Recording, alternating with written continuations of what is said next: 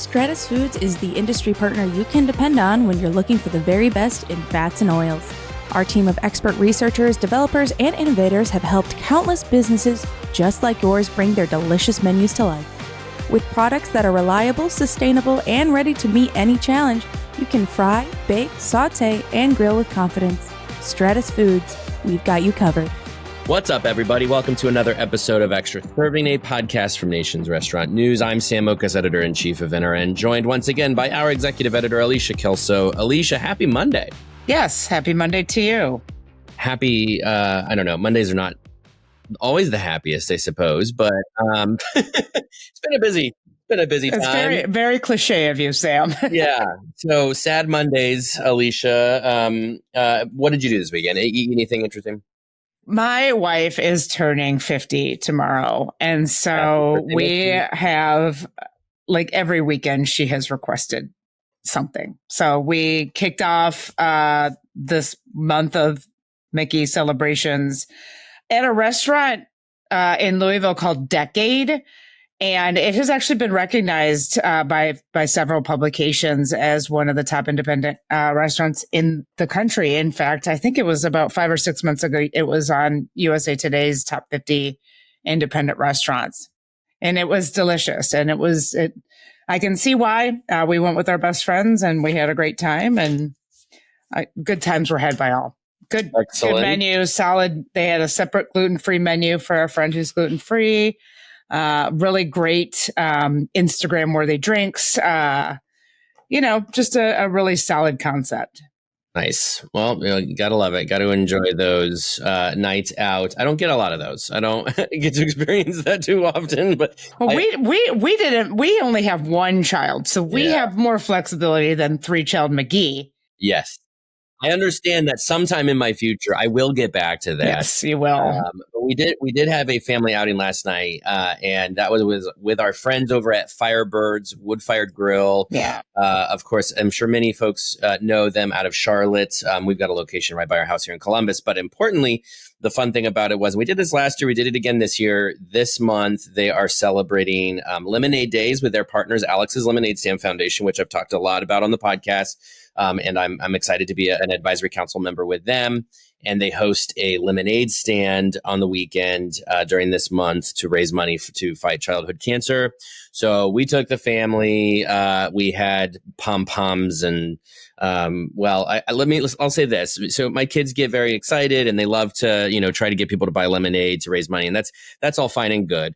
But this year they had tattoos. They had, like the sticker tattoo things that, you can put on. And I don't think my kids sold a single glass of lemonade because they were so focused on covering their bodies Post Malone style with these lemonade tattoos. So that's how my children look today. As we sent them off to another camp, they have, including on their face, they have lemonade themed tattoos. Very cool. But then we had a lovely meal at Firebirds. So that was fun. And of course, again, for a good cause. So that was that, but we did have a busy week last week. I was once again on the road for a chunk of it, which I'll talk about here in a bit because relevant to some of the headlines this week, but we got to jump in. I think we've got to start with Popeyes' new chicken wrap launch because, when 2 brands do it, it's interesting. 3 brands do it, it's trend, but when 2 of the brands that are doing it at the same time are McDonald's and Popeyes, and what they're doing is chicken wraps, we are taking notice. Of course, chicken wraps, not new to this industry, been around forever. Once upon a time where it was on McDonald's menu, then McDonald's pulled it when it turned its attention to breakfast. But Wendy's, Burger King, Sonic, they all have chicken wraps on their menu. KFC introduced one a couple of years ago. But McDonald's, the real headline here is that McDonald's had previously, earlier this year, teased that their snack wrap was coming back. Too much fanfare. We now have details that is coming back in a couple of weeks, I believe, in July. Popeyes jumped the gun. Popeyes is like, you know what? We're going to steal the headline here. We're going to put out our own. And they did. They launched not just one. They have 3 varieties of chicken wraps. That's classic, spicy, and honey mustard. $3.99 each for value price point. What do we make of this, Alicia? Jumped the gun. I like the way you said that. This was really interesting last week because we've been expecting the snack wrap to return to McDonald's. As you said, they've been teasing it. And we've been covering them, teasing it because it's such a big deal. I mean, they have change.org petitions. Joe Erlinger, the McDonald's USA president, came out in December and said this has a cult following. Social media for McDonald's is just covered in when are you going to bring these things back? And so the attention, the ball, has always been on McDonald's. And then Monday morning, Popeyes came out and said, here we are. We've got a new, entire platform with 3 offerings. What intrigues me about Popeyes, besides their timing that was unexpected, was that their tortilla, they said, is inspired by their biscuits. So there's we talk about all these brands coming out with wraps because, let's call it like it is, wraps are in high demand. People want boneless, portable chicken products, and wraps are as boneless and portable as you can get. And so, definition of correct. And so, just for them to sort of differentiate themselves in an increasingly crowded field with this tortilla that is inspired by their biscuits, I'm really curious to know what that means, what that tastes like. And I think that's going to be enough to at least drive trial, because I'm sure I'm not the only one. Well, what does that mean? But McDonald's came out the very next day and said their snack wraps, much awaited, long awaited snack wraps, will be out July 10th. I don't like to be in the business of speculating, but McDonald's has been teasing the return of their snack wraps on social media. And they were teasing it to drop on the 14th of an undisclosed month. And I think that they pushed that up to the 10th because of Popeyes. They've just been doing this long tease on social media. At first, it was coming in 2025, and then it was coming on the 14th of a month, and now it's the 10th of July. So this is what I think is going to happen here, Sam. Again, I don't get in the business of speculating, but here I am speculating all over the place. That because of the popularity of boneless portable chicken, and it's not just wraps, it's nuggets, with Taco Bell, for example, we're going to see a lot of competition here in an innovative way. Like when sandwiches became the headline du jour in QSR, when Popeyes had that meteoric success with their sandwich in response to Chick-fil-A's, historic success with their sandwich, and everybody and their cousin jumped into the chicken sandwich ring. Then we started seeing iterative options. So like barbecue and pimento cheese and everything in between. I think we're going to get in that same situation once wraps start to come out more from more concepts, as we'll start to see, like Popeyes is already kind of doing the classic spicy and honey mustard. We'll start to see a lot more variations, not just a basic chicken wrap. We're going to see flavors all over the map here. Yeah, you're absolutely right. Speaking of, on Friday, because I'm a glutton for punishment, I flew from New York City back to Columbus and then got into a car and drove to my parents with my family to spend the weekend in Athens, Ohio, one of my favorite places on earth. Shout out to my hometown. But en route, we stopped at Chick-fil-A, and you know what? I got that wrap because I cannot drive with anything, driving and eating with, and Katie got a salad like a good person. I can't eat a salad while I'm driving a car. So the wrap was perfect. Point being, here it is checking boxes. To your point, portability, but health here, right? Like the attention is that the pendulum, the health pendulum is swinging fiercely back into the direction of people paying a lot of attention to what they're putting in their bodies. We've spent the last 5 years focused so much on convenience and on indulgence and on what's the easiest to get delivered to me. And, for a few reasons, including the administration and the attention on additives and dyes and things like that, the conversation has kicked back into hyper gear around what are we putting in our bodies and how good is it for you? And wraps are going to check that box. But you can still have chicken. You can still eat this delicious thing. And then the final box, to your point, Alicia, too, is that it's happening at the same time as sauces are really taking off as this big differentiator. And you know what wraps can do? They can dip. When you dip, I dip, we dip, Alicia. We're dipping our chicken wraps into sauces, or just, coming in a variety of maybe you're tossing the chicken and whatever it is. Point is that the variety of flavors available, the health bucket is checked. we're still all driving everywhere for the most part. Portability part is there. So I agree with you. I think chicken wraps are going to be everywhere. I'll say too, last thing I'll say, my sister is one of these people who heard that McDonald's was putting the snack wrap back on. She texted me, she said, is this true? Is this happening? I said, yeah, why? She goes, well, she has 3 young sons, and she's like, we're getting Happy Meals a couple times a week at this point because they're always driving to sports of some kind or another, which you can relate to. And she says, I don't want to get anything but something healthy. She said, I used to get that snack wrap and it's been gone. She's excited to get it again. And so yes, the opportunity is there. And of course, again, just chicken in general right now. What we know about chicken is that it grew, let's see, what was it? 15% sales increase among chicken chains in 2024, according to the top 500. I mean, what is going to stop this trend from just completely exploding?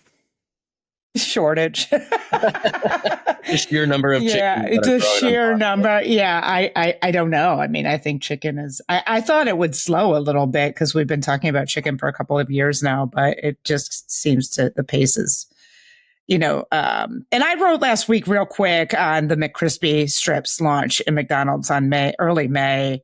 It didn't generate as much traffic as I think many of us were anticipated because of this trend, because of this desire for all things chicken and boneless chicken and portable chicken. And, traffic gains at McDonald's in the months following that launch were really flat. And I talked to RJ Hadavi from Placer, and he opined that it's because the category is getting super intense. Like the McCrispy strips came out the same time as Taco Bell brought back its crispy nuggets, for example, and there's just such intensity in this category now. It's hard to take off in a way that Popeyes sandwich did, for example, in 2019, because everybody's jumping in quick and early and innovatively. So it's fun. It's fun to cover. It is. And I'll tell you, there's one other big difference from when Popeyes came out with its chicken sandwich, and we're going to dig in a little bit deeper later in this episode. That's the hot chicken category, because we got a whole other generation of brands coming up, taking market share and participating in this. That just wasn't a factor as much in 2019. We will get into that a little bit later, though, in this episode. First, let's pivot. Last week was the Baird conference, in which many restaurant companies participated and reported on their goals for the year, what kind of news they have here coming around the corner. Just kind of a crystal ball, one of these events to sort of look into the crystal ball for a lot of public companies. And some significant news coming out of that. Chipotle, for example, announced that they were going to push aggressively into international expansion. That's something to watch. We know that they've talked about it for a while. We know they talked about going back into Mexico again. But CEO Scott Boatwright spoke more about pushing international expansion, as they see a lot of opportunity there. But I want to talk about Sweetgreen. Sweetgreen reported during the conference that they're going to shift their attention back to seasonal menus. Now, seasonal menus are something that were one of Sweetgreen's calling cards when it first started in 2007. I mean, it was all about local ingredients, seasonal menus, menu innovation. But their menu innovation has shifted of late, Alicia, as you've pointed out, because of their focus on steak most recently. And, they have 250 odd restaurants. It's hard to do seasonal menus at scale, but they announced they're going to go back to that mentality. Alicia, why do you think Sweetgreen is doing this? Well, because as they mentioned, and I want to note real quick, so last week was the Baird conference, and there were a couple of other conferences too. TD Cowen and William Blair come to mind. So Sweetgreen presented at 2 of those. So a lot of this commentary is 2 of those cobbled together. And Sweetgreen did move away from their signature seasonal menu, their LTO launches last year, explicitly to focus on the steak launch. So they had a really successful launch in steak. I think it was April of 24. And they also shifted a little bit more to focus on hot offerings. Obviously Sweetgreen is a salad concept. So they just shifted their focus entirely to the operational pieces needed to become a little bit more evened out with hot and salad. And of course, that steak integration, because that's a permanent launch. And what they did is they found some new customers doing that, but the frequency was compromised a little bit. And, that again, that seasonality is what Sweetgreen is known for. So this year they're making that shift back. Now they've got the hot in place, the steak in place. One of their goals last year with this adjustment was to ramp up their dinner mix because, Sweetgreen got hit really hard in the pandemic, especially as more companies went hybrid because they were so heavy lunch. And now with the work that they did last year, they're about 40% dinner. So that's really good progress. You want that mix to be a little bit more evened out when people like you and I are working from our basements. So this year they're just focused on getting back to that seasonality. They have the license to do that. They're a salad company. What better concept to make that seasonal adjustment with those, 3 or 4 or 5 I think they said 6 LTOs this year. They kickstarted that, with a partnership with Cote, which is a Korean steakhouse that is based in New York City that we've covered here before. And I think has 4 or 5 locations now. Our senior food and beverage editor, Brett Thorne, thinks it's, one of the greatest. I listen to him and what he says, but he loves that Sweetgreen partnership. So they're finding that success again on frequency, and maintaining acquisition or, maintaining customer retention and still getting that customer acquisition, with the seasonality. So interesting to see them go here and understand why. They did it for a really, intentional reason. They hit that objective and now they're shifting back. And I think it's kind of full speed ahead here. I also want to note real quick. So they're injecting themselves a little bit more heavily into this value conversation. They have $13 bowls every Monday, for example, taking a little bit more of a barbell approach. And if Sweetgreen is, to be dinged in this environment for anything, it's hard to sell premium salads in this environment when consumers are pulling back. And they're very much paying attention to that. And, again, adjusting their menu so that they have more of a barbell, more of an entry point on the lower end, and maintaining the premiums on the higher end. Well, this goes back to, what I was talking about earlier, where when we see the attention refocusing back onto what we're putting into our bodies, that health conversation. I mean, that was the environment in which Sweetgreen took off. That was where, Sweetgreen was this darling for so long because they were doing sourcing differently through their local sourcing and regional sourcing. They were doing menu innovation differently, focusing on health. They were trying to prove that you could do those things at scale. And they were pulling it off to a large degree, perhaps a little bit slower than many had hoped or wanted or thought feasible, but they were pulling it off. The last couple of years, again, when you get your focus back to, how do we serve for lunch? How do we retool our, operations so we can deliver and meet the off-premises demand?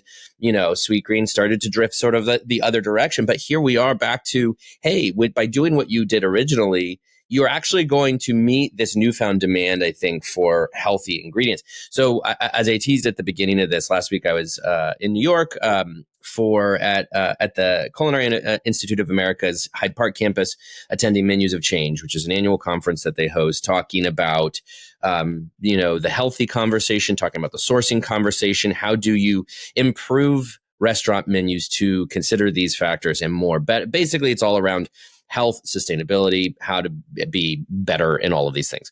And I moderated a panel, and among my panelists were Chef Daniel Patino, who is the co-founder of Salad & Go, which I thought was a really great parallel to Sweetgreen here, because Salad & Go out of Arizona, they now have, I think, roughly 150 locations.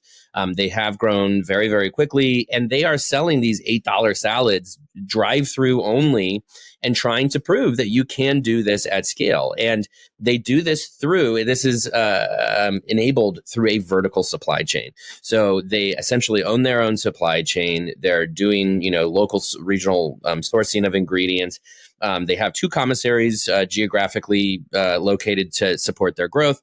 And I think I wanted to bring that up mostly because I do think Americans, again, want to eat healthier, but the business model here is still kind of being figured out. Some of this is still building the airplane as it's, in the sky, because historically it's very, very hard to source high quality ingredients that you need for healthier foods and then serve that at a value price point. So it's interesting to watch Sweetgreen start to pivot to that. It's interesting to see Salad and go succeed on that. And the last part I'll throw out there, as we wrestle with tariffs, as we continue to not know what the heck is going to happen with tariffs, having local and regional sourcing, owning your own supply chain, doing a vertical supply chain model makes a lot more sense because you take out a lot of those variables. Now, still a lot of work you got to put into it.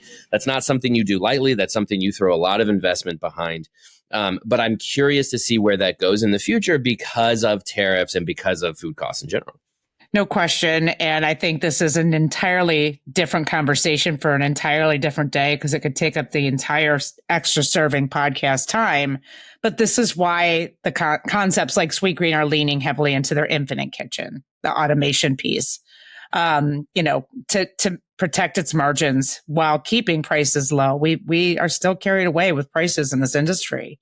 And at CPI is this week. So we'll look at this a little bit more deeply later this week. But, we've been diverging long enough from grocery, which is largely why we have a traffic problem. And automation is one potential solution to keep these prices a little manageable. And to that end, one of the other brands, just to very briefly touch on that, because we had to move on to more chicken. But Kura Sushi was another one that reported at, I don't even know which conference they reported at, but you reported on, Alicia. But just to touch on that, here they are. They experienced a lot of growth last year in their footprint, are expecting more growth. They see themselves as the leader of sushi chain. And some of that is they can succeed at that because of an automated service model that they have, which of course they are the conveyor belt sushi. Alicia, really quick, any thoughts on Kura Sushi's opportunity here? Yes. What interested me, they were at William Blair, and what interested me is, when you think about sushi, demand is skyrocketing, for sushi. But there's only really 2-ish chains that make up 2% of the revenue in the sushi market, Kura and Nobu. And so they were talking about this extreme fragmentation, where a vast majority of their competitors are independents. So that gives them a leg up on food costs, on procurement costs, on supply chain, all of that. Scale matters in this environment. But where Kura has perhaps the biggest advantage is, their company is based in Japan. It's much bigger over in Japan than it is here. The Japanese system already has a lot of these automated systems in place, and Kura Sushi US is now integrating those systems. For example, robot dishwashers is what they're rolling out now. They've got a new reservations system that is deploying in the US that is doing wonders, because the wait at Kura Sushi is like an hour to an hour and a half. And so this system is a way to sort of, manage those so consumers know what their expectations are and they can manage table turns. All of this is a big upside for Kura Sushi, but it's a really good example of then what they're using these automated systems to undercut pricing. And what they said is they look at their immediate competitors in that fragmented independent sushi market and try and underprice them by 50%, 50%, which I think is just insane, but they can do that because of the money that they're saving in the automated systems that they're rolling out in earnest. So that I think is a really intriguing case study that I think a lot of other concepts in other categories will probably follow.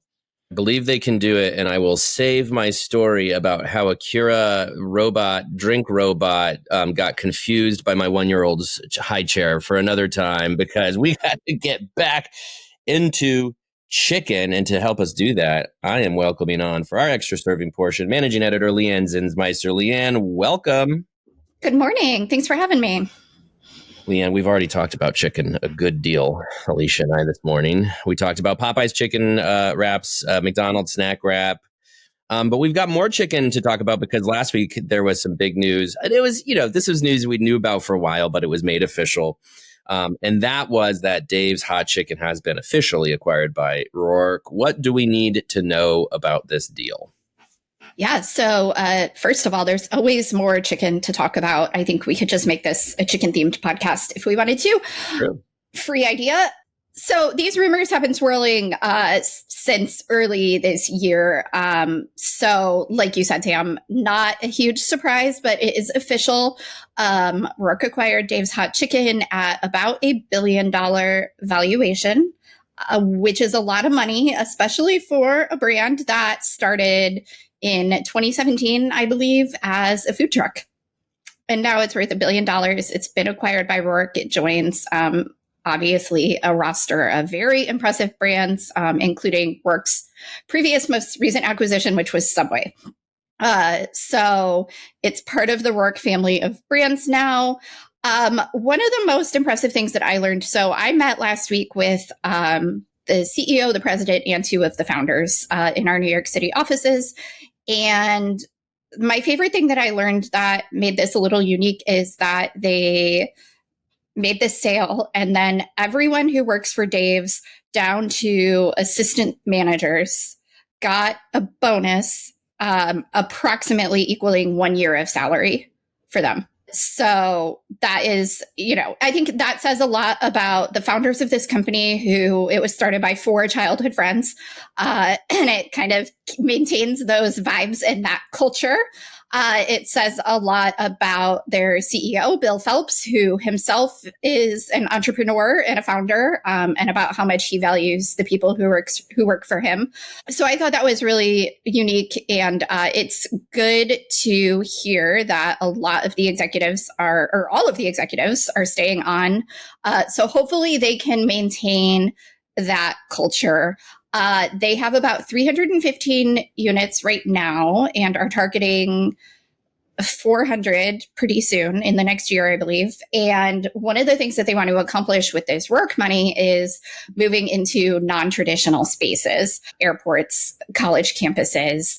That's something that Roark does with a lot of its brands, including like the Go-To Foods company, which includes like Auntie Anne's, which is where you can always find me at an airport. And so they're trying to move into that space. In addition to more international expansion, they're currently in Canada and the Middle East and the UK, and they're starting to look at Asian markets as well and want to grow internationally. So that's what we're looking at. It's incredible validation for the hot chicken segment, because obviously Dave's has become the leader by far. Absolutely. That's really interesting. You talk about the non-traditional, especially because Alicia and I were just talking earlier as it relates to the chicken wrap conversation. Boneless and portability are kind of the two focuses on chicken growth. And when I think about Dave's, if you put that into a non-traditional environment like an airport, it satisfies that quick on the go meal in a chicken sandwich that you can take with you or tenders. Now, it is messy as all get out. I'm just a messy eater in general. Like hot chicken, when it's like dripping, it's kind of the point. You want it nicely tossed in that hot sauce. It's not the cleanest meal you will ever have, but it is portable. So I imagine, that growth is powered by the fact that this is an extremely portable menu item or menu that Dave's has. And it's also, the other thing is just being just purely the flavor innovation around hot chicken. Because again, Alicia and I were talking about that because of the wraps and the sauces and how much sense this totally makes. What does this make for hot chicken in general going forward? I mean, it seems like validation, right? Absolutely. These things come up and it's hard for us to tell what's going to take off and be a thing, and what we're gonna, are we gonna look at it in 5 years and be like, oh, remember frozen yogurt or whatever the case may be. So the hot chicken definitely sticking around. Another thing that is so great about hot chicken is that a lot of these places and chicken brands in general, their menus are so simple. Like Dave's does tenders. They recently started doing nuggets, and they do sandwiches, and they do, Texas toast, and that's what they do. Like and that's true of a lot of these chicken brands is, they've got one thing they do and they do it really, really well. And then a lot of them, including Dave's, have like their name brand sauce, like their own custom sauce that draws people in. So hot chicken definitely taking off, and there are a lot of growing, emerging hot chicken chains out there. So it'll be interesting to see who's coming up behind, who will thrive. So my question for this category is, much like McDonald's opened Cosmics to basically figure out beverage so they could compete with Dutch Bros, do the chicken players figure out hot chicken to compete with this emerging category? I don't know. That's just my prediction, that you might see some action. Chick-fil-A, Raising Cane's, all they got to do is come up with a hot chicken. Raising Cane's will never come out with an LTO. Yeah. Well, and I don't know if KFC has had a hot Nashville. I mean, I don't know if I'm sure you talked about this already, but a lot of the chains are trying to compete just with chicken in general, but it's not necessarily working. We found out last week that McDonald's McCrispy strips did not increase traffic, which is something they were really banking on. And among my friends, they say, well, why would I go to McDonald's for chicken when I can go to Chick-fil-A for chicken, or go to a place that specializes in this thing? So that's another thing to keep an eye on, is how the big chains enter this space.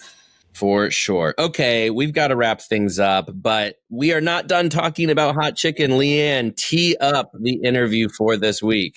I shall. I spoke with the president of Houston, Texas Hot Chicken, which is another new emerging hot chicken brand. This one was acquired by Savory Fund a year or two back. I covered that story. I spoke with the president at the National Restaurant Show. So he also has a background in chicken. He worked at Slim Chickens for about a decade before, and he also has a background at Applebee's and with some bigger chains. So he has some big plans and kind of a unique perspective to bring to that brand. So that is who today's interview is with. I had Houston Hot Chicken last week in That's Arizona. Right. And can confirm it is delicious. So I will leave our audience with that. That Roark validated Dave's, much like they validated Dave's. I can validate Texas Hot Chicken. You needed that stamp of approval. That's all the time we have for Extra Serving. Big thanks to Leigh Anne Zinsmeister and Alicia Kelso. We'll talk to you guys next time.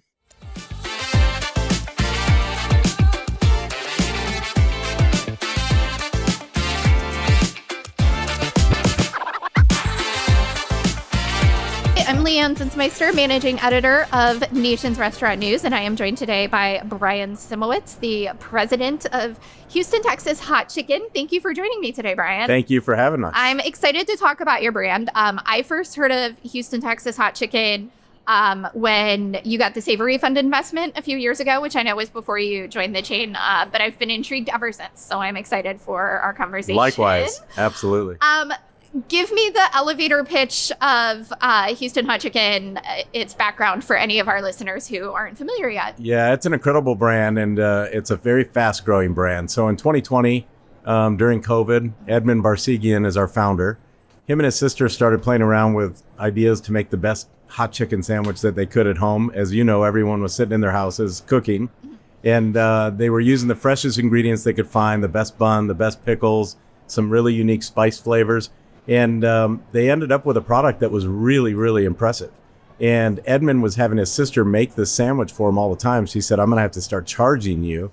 And that kind of sparked an idea for Edmund. Maybe I should look at opening up a restaurant, a hot chicken concept. So fast forward to September 2021, and Edmund found a location in Las Vegas, opened up his first hot chicken concept, and he chose Las Vegas only because there was no other hot chicken brands in Vegas at the time. Interesting. And so now, a few years later, how does the brand differentiate itself from other chicken brands? Because I feel like chicken especially has really taken off these last 5 years. So what makes HHC different? It has. And really what makes HHC different is we have an incredible vibe. We have great food, number one. Our food quality is probably the best hot chicken that you experience, from hot chicken sandwiches to hot chicken tenders, salads, and some really unique appetizers as well. So the true differentiator for us is really the hospitality that we provide and the vibe within our restaurants. We have a lot of really cool art. Edmund, our founder, is a race car driver, so we're very, very heavy into the car culture. And we have a lot of unique art in our restaurants that's all racing themed. So it's, the culture, the food quality, and then the hospitality is the true differentiator for us. Yeah.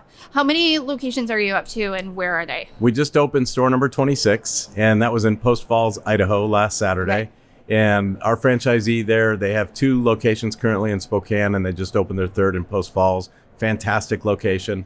We're spread out all over the United States. So our company headquarters is based in Las Vegas. We have restaurants there, and we also have a location in Tempe. Mm-hmm. We have 2 more corporate locations under development this year with Blue Diamond in Las Vegas and then Camelback Road in Arizona as well. Now, our franchises are located from Utah all the way to Michigan, Texas. We have a pretty broad base of franchisees around the country.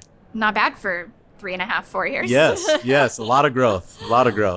So you joined the brand late last year. You've been there less than a year, but before you were with HHC, you were at Slim Chickens for about a decade. Yes. What is it about chicken and the chicken segment? Chicken is hot right now, obviously. Mm-hmm. There's a lot of chicken concepts that are exploding. So I had joined Slim Chickens 10 years ago. Mm-hmm. And Slim's, I was the VP of operations, both company and franchise operations, and grew that brand from 12 restaurants to a little over 300 locations in 10 years. And I really believed that that was my last stop and I wasn't looking for another job. And the opportunity came about to speak with Savory Fund. They were looking for a president for one of their brands. And I knew Andrew from the past and Shauna. And I flew out, met with them, was totally blown away with the whole team at Savory. They're an incredible partner. And then got to experience Houston Hot Chicken as well. Went to one of the restaurants and it was an automatic game changer for me. I'm like, I've got to come work for this organization. Number one, the leadership team at Savory was absolutely incredible. And number two, the food quality and the experience at a Houston Hot Chicken was amazing. Awesome. You've also spent some time at Applebee's before Slim Chickens.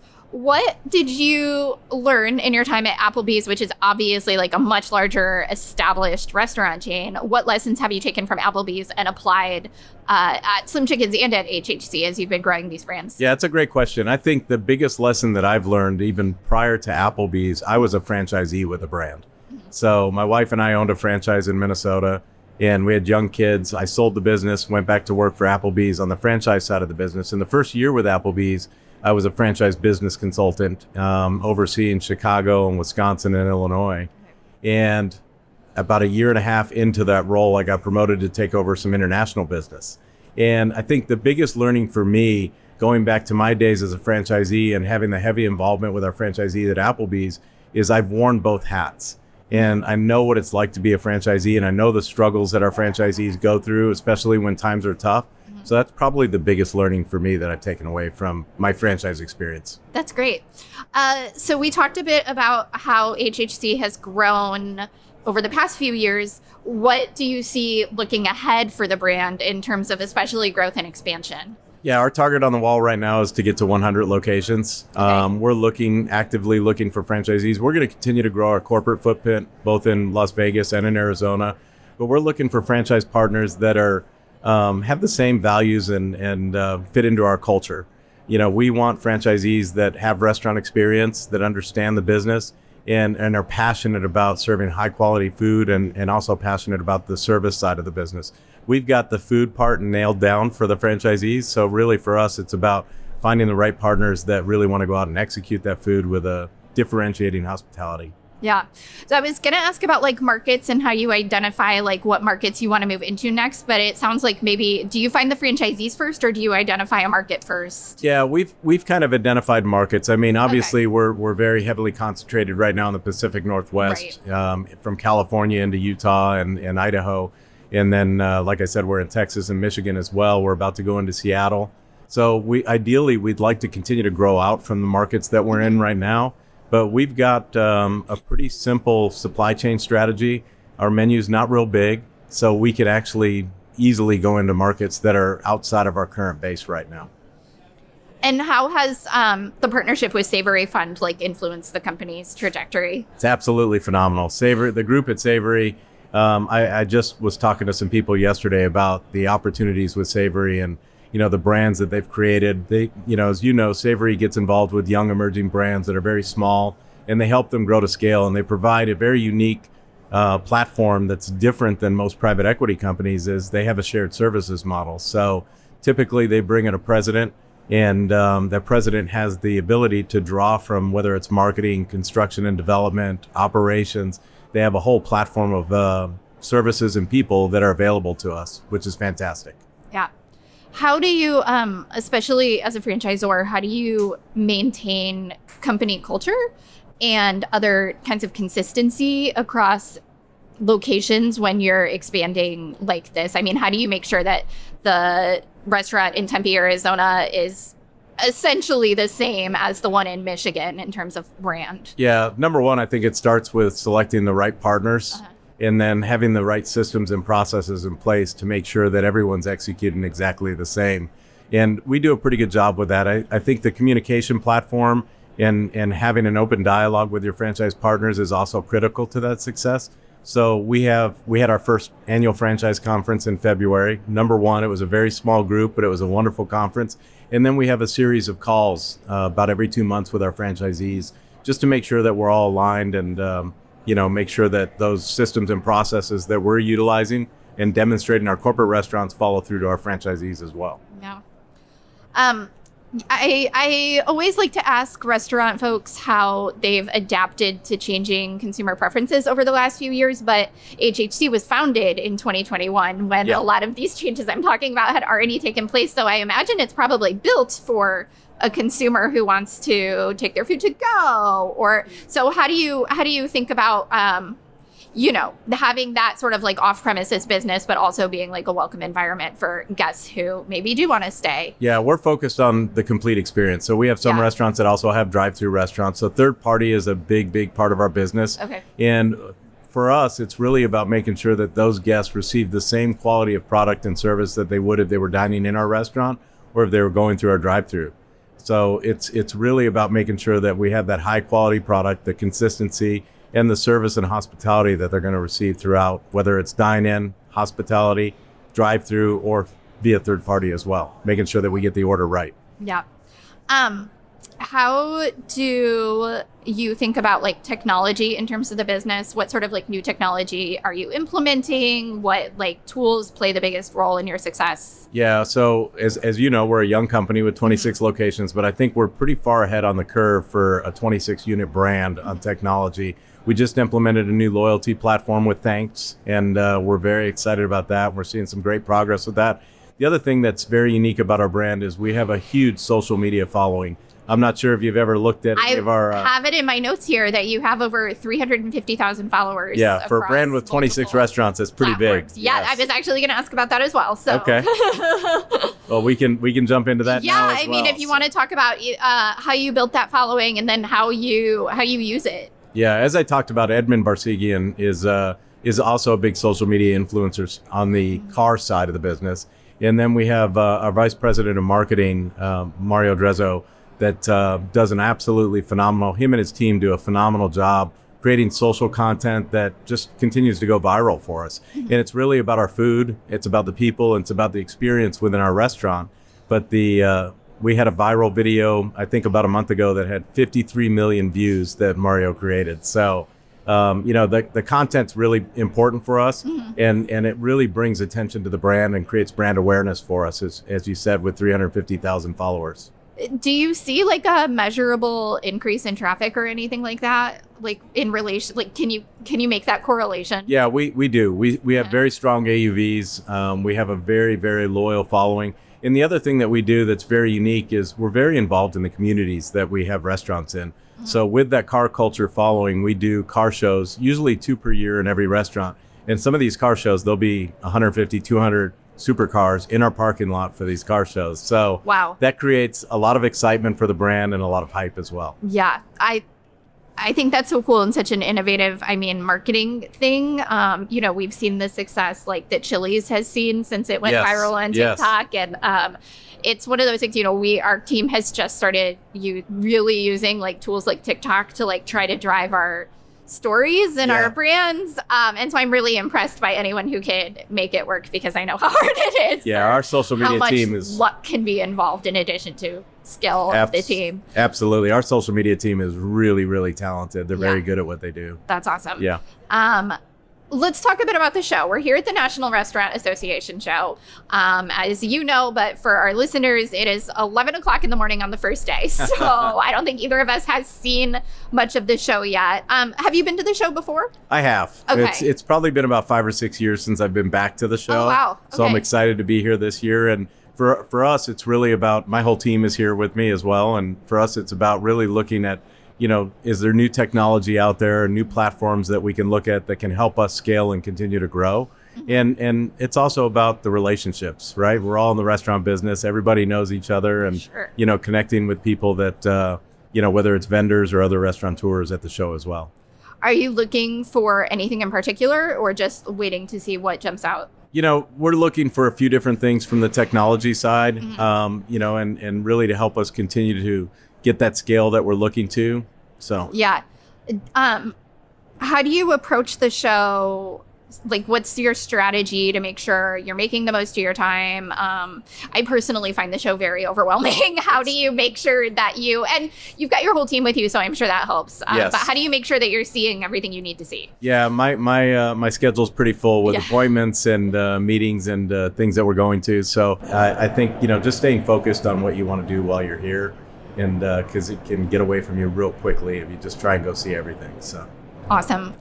One last question in terms of the industry as a whole, not show specific. What advice would you give to other growing restaurant chains? That's a great question. I think first and foremost is take the chance.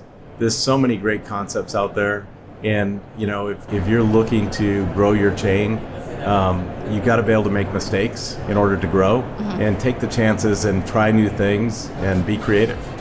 Awesome. Great advice. All right. Thank you, Brian, for your time today.